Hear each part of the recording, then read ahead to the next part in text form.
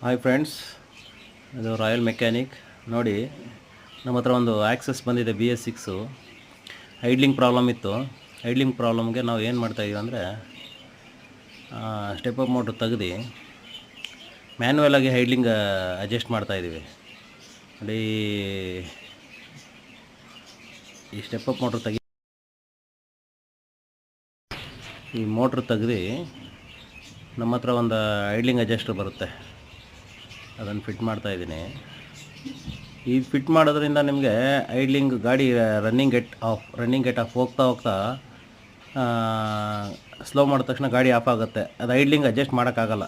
ಯಾವುದೋ ಈಗ ಕೊಟ್ಟಿರ್ತಾರಲ್ಲ, ಕಂಪ್ನಿಯಿಂದ ಕೊಟ್ಟಿರ್ತಾರಲ್ಲ, ಅದರಲ್ಲಿ ಐಡ್ಲಿಂಗ್ ಅಡ್ಜಸ್ಟ್ ಮಾಡೋಕ್ಕಾಗಲ್ಲ. ನಾವೇನು ಮಾಡ್ತೀವಿ, ಅದು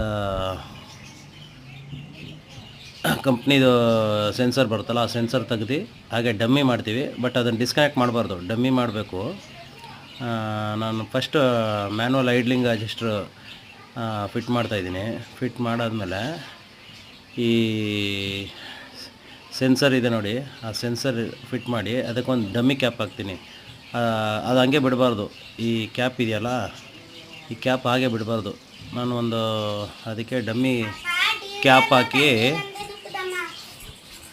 ಹಾಕಿ ಫಿಟ್ ಮಾಡ್ತಾಯಿದ್ದೀನಿ.